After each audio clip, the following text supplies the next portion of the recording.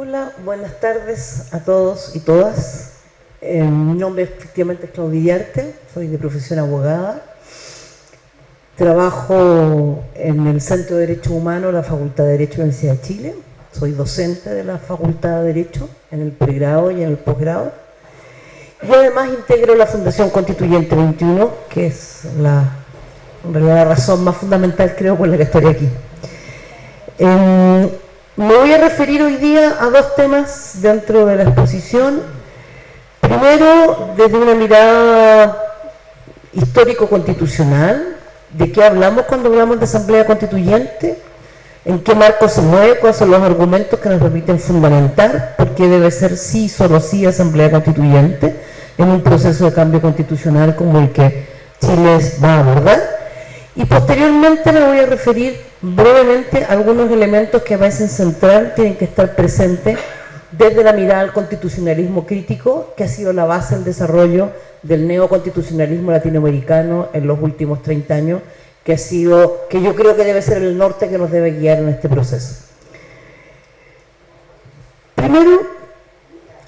yendo al tema de la Asamblea Constituyente está en el origen del constitucionalismo. Y para eso tenemos que remontarnos a 1789, en Francia, cuando se reúne justamente la primera asamblea que va a dictar la Declaración de Derechos del Hombre y del Ciudadano, que es donde se encuentran las bases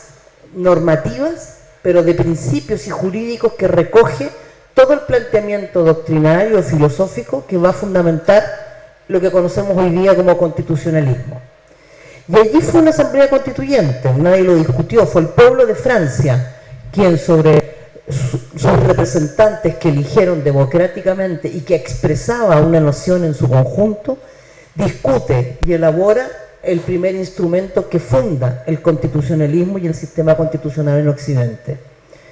Posteriormente, durante todo el siglo XIX, Occidente se olvida de los procesos constituyentes porque obviamente el poder económico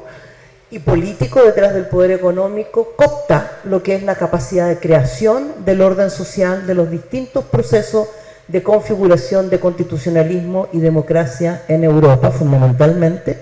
pero también en nuestra realidad América Latina. Para eso podemos mirar lo que fue la experiencia chilena con las dos constituciones más importantes del siglo XIX, las cuales fueron hechas por personas designadas que además crearon un sistema que obedecía a una expresión económica, ideológica de una élite, pero de una élite que expresaba el conservadurismo, el autoritarismo, que se expresó en la figura de Portales, que configuró todo el modelo republicano chileno hasta 1925. En un modelo muy similar, en un conjunto de cosas, a la Constitución de 1980. Y en eso es interesante que ahí hay cosas parecidas, o sea, de cuando los sectores de las élites chilenas toman o quieren imponer un modelo que les signifique asegurar su propia realidad social, lo mantiene a través de creaciones constitucionales particulares, como fue la de 1833 y posteriormente la de 1980. Ahora, estos modelos obedecen todos en general al modelo constitucionalismo liberal, el cual va a cambiar profundamente a partir del inicio del siglo XX con la Constitución mexicana, que inaugura lo que se denomina el constitucionalismo latinoamericano, que en 1918 va a dictar la primera constitución que expresa lo que se denomina el constitucionalismo del Estado social. Y eso no es banal, porque allí nos cambia la función del Estado, la estructura del Estado, los derechos, se crean todos los que conocemos con el nombre de derechos económicos y sociales, el derecho al trabajo, el derecho a la seguridad social, el derecho a la vivienda, el derecho a la educación, el derecho a la huelga, y podemos enumerar la larga lista, derecho a la salud, que han sido los temas que han estado justamente en la protesta social en estos 40 días que llevamos, son los que se inauguran a partir de la creación de la Constitución mexicana a comienzos del siglo XX, que va a ser replicada posteriormente en Europa. Pero este proceso no se hace sobre la base de asambleas constituyentes. Recién va a ser el neoconstitucionalismo latinoamericano, fundamentalmente a partir del caso colombiano, que es donde se va realmente a inaugurar en procesos en que se va a volver a tomar aquel modelo que fue teórico-práctico, por así decirlo, en Francia al finalizar el siglo XVIII, y se crean las asambleas constituyentes, y es el caso colombiano, venezolano y posteriormente Bolivia y Ecuador, que son los casos más cercanos. Y es allí donde tenemos que mirar cómo se configura este modelo de la asamblea constituyente y los modelos de creación de constitución a partir de esta configuración, que no es más que la expresión del pueblo soberano en una asamblea o en una organización elegida democráticamente, quien es el pueblo que elige a sus representantes como expresión del poder soberano que siempre radica en el pueblo o en la nación, según el modelo que sigamos francés o norteamericano, pero no vamos a entrar en ese detalle porque es un poco teórico. Ahora, eso no significa que no haya habido otros procesos en el mundo, fundamentalmente en los países nórdicos, que han desarrollado modelos de asambleas constituyentes. Pero quien realmente crea un modelo teórico y después doctrinario y normativo es América Latina, y desde ese punto de vista interesante porque obedece además a realidades similares como las nuestras. El de Colombia fue en un proceso de negociaciones de paz que se lo impone, que partió además con la protesta estudiantil, que demanda asamblea constituyente y que es recogida por el M-19 en su proceso de negociación de paz junto con el gobierno, que era un gobierno liberal, pero liberal de derecha, como son los gobiernos colombianos, quien a su vez le impone al Congreso la necesidad de asamblea constituyente, y finalmente es la Corte Suprema quien termina reconociendo una especie de tercera o cuarta papeleta en una elección que admite la posibilidad de una asamblea constituyente. Asamblea constituyente que se llamó solo con este fin, de elaborar una nueva constitución, no como se está planteando aquí, que es una mezcla de hacer un plebiscito, que elegimos sí o no, y después, bueno, ¿por qué sistema? En función si gana el que queremos, una nueva constitución, y si se elige asamblea constituyente, entonces esa elección va a ser en octubre junto con otra elección que elige otros candidatos de otra lógica y otra historia. Entonces, todas esas cosas obviamente hay que irlas despejando en la lógica de una asamblea constituyente. Ahora, cuando hablamos de asamblea constituyente, estamos hablando en realidad de poder constituyente, porque la asamblea constituyente no es más que la traducción en un orden constitucional de la soberanía como capacidad jurídica y del soberano como sujeto, los ciudadanos. Ahora, ¿qué caracteriza al poder constituyente? Primero, es un poder original. Se basa en sí mismo, en el poder que él tiene, en tanto constituyentes, en tanto constituidores del orden social, en tanto hacedores del pacto social que da origen a las constituciones, se autoimpulsa y es fundador, porque crea un nuevo espacio o una nueva realidad que desecha la anterior, y funda un nuevo orden social. A eso está convocado el poder constituyente. Y por lo tanto aquí no procede que se le colocan limitaciones, porque es el mismo quien debe bastarse a sí mismo, autoimpulsarse y crear un espacio de fundación. Es autónomo y soberano, carece de límites en cuanto a ser un poder reglado, porque habíamos dicho ya que es un poder original y por lo tanto, en tanto original con las características que mencionamos, es necesariamente autónomo y soberano. En ese sentido, esta idea de los 3/4, de cómo ratifica, es un tema que en la lógica del poder constituyente no cabe. Y su fundamento, o sea, ¿dónde fundamenta el poder y su existencia? Es exclusivamente en la legitimidad democrática que se manifiesta en la actuación del sujeto que posee la soberanía, es decir, la ciudadanía, el pueblo soberano, quien elige justamente en un mecanismo democrático y representativo a los representantes que constituyen la asamblea y van a configurar entonces elaborar la nueva constitución.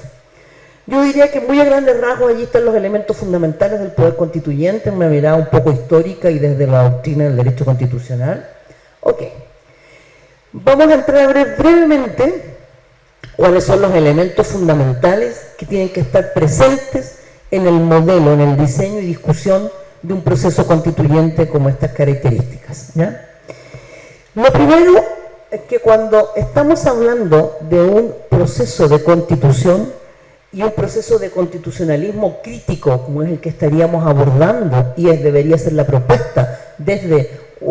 actores como su unidad social y la ciudadanía en esta expresión de movilización social,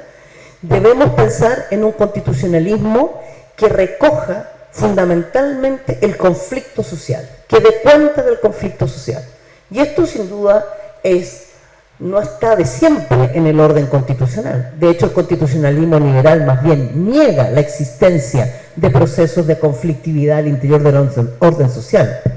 Será el constitucionalismo social quien pone la conflictividad y obliga al Estado a mirar esa conflictividad social y a convertirse en un actor respecto a la conflictividad social. ¿Y qué significa esto? Cambiar el objetivo del Estado, o sea, el orden político ya no solo es la garantía de los derechos como en el modelo liberal, sino que tiene un rol de intervención en el orden social, que significa cambiar las condiciones de ese orden social de modo de asegurar a todos y a todas el ejercicio de los derechos, el disfrute de los derechos y las condiciones materiales para que esos derechos se hagan realidad. Por lo tanto, nuevos principios que expliquen el orden constitucional y también nuevos derechos. Y ese es el desarrollo de todos los derechos económicos y sociales. Pero no solo nuevos derechos que se adocen como una cosa extra, sino también una reconceptualización de los derechos del constitucionalismo clásico. Entonces, los derechos fundamentales o derechos humanos expresados en un orden internacional, pensamos se nutren a partir de una conceptualización de la idea de lo que es el conflicto social como elemento central que determina estos principios y estos derechos y el rol del Estado, que es lo más fundamental, ¿ya? Y todo el orden subconstitucional que deriva a partir de esto. Nuevos textos, por supuesto, nueva legislación del trabajo, nueva seguridad social, revaloración del Estado, limitación eliminación de la privatización de la seguridad social, etcétera, etcétera, etcétera. Pero junto con eso, aquí hay un elemento que es fundamental en la idea de la reconfiguración de esta mirada del conflicto. El conflicto en el constitucionalismo del Estado social era fundamentalmente uno, el conflicto capital-trabajo, que es el que expresa, por ejemplo, la organización donde estamos, ¿ya? El desarrollo tanto de las problemáticas sociales como la complejización del capitalismo, sobre todo con lo que se refiere fundamentalmente a la globalización, hace que el conflicto capital-trabajo tome no solo esa manifestación prístina, digamos, o más en puridad, sino que va tomando otras manifestaciones, como es, por ejemplo, la expresión respecto al medio ambiente, que también es parte de la conflictividad con lo productivo, pero que toma algunas características particulares y específicas. Pero yo voy a poner un tema que diría es anterior a la conflictividad, o está más bien estrechamente vinculado al conflicto capital-trabajo, pero no solo referido al problema de la conflictividad en el trabajo productivo, sino en lo que origina la fuerza de trabajo, que tiene que ver en la conflictividad al interior de los modelos de dominación sobre las mujeres al interior del orden capitalista. Y aquí hay dos elementos que son centrales. Justamente todo el orden capitalista que después se expresa en el modelo del constitucionalismo liberal va a implicar un orden, que es muy largo de explicar aquí, perderíamos tiempo, pero que implica que las mujeres quedan circunscritas a la esfera privada de lo doméstico en un trabajo reproductivo, no productivo económicamente, en términos de bienes de consumo y de capital, y que se transa en el mercado, pero reproduce la base del capitalismo, que es los y las trabajadoras, que son la fuerza de trabajo, porque son las que se encargan no solo de parirlo, esto no es solo un problema biológico, sino además de su reproducción cotidiana, que es lo que la teoría feminista de la economía ha llamado la economía de la reproducción o economía del cuidado. Vestirnos, alimentarnos, la escolaridad, la salud mental. O sea, no crean ustedes que las dueñas de casa existieron de siempre. Las crearon en el siglo XIX cuando requirieron tecnificar a los trabajadores, mejorar sus condiciones de salud mental y mejorar sus condiciones de longevidad. Y ahí el capital sacó a las mujeres definitivamente de la fuerza de trabajo, creando este concepto que creemos que es de antaño, no es de antaño, de lo que es la mujer dueña de casa. Bueno, pero volviendo a la idea de conflictividad, es estos procesos los que hay que tomar, fundamentalmente desde mi mirada, conflictos que tienen que ver con el trabajo y trabajo doméstico y el trabajo remunerado frente al capital. Y eso necesariamente nos va a llevar a reelaborar a partir de estas conflictividades sociales la idea de los principios fundantes y estructurantes de del modelo constitucional, la reelaboración de la conceptualización de los derechos, la reestructuración en los derechos económicos y sociales e incluso la creación de nuevos derechos que aborden estas conflictividades sociales que no están expresados, la reconfiguración de la democracia para pasar de una democracia representativa a democracia participativa. Yo diría que fundamentalmente son los elementos centrales que estarían en un modelo de constitucionalismo en lo fundamental, recogiendo esta idea de la soberanía radicada en la Asamblea Constituyente. Muchas gracias.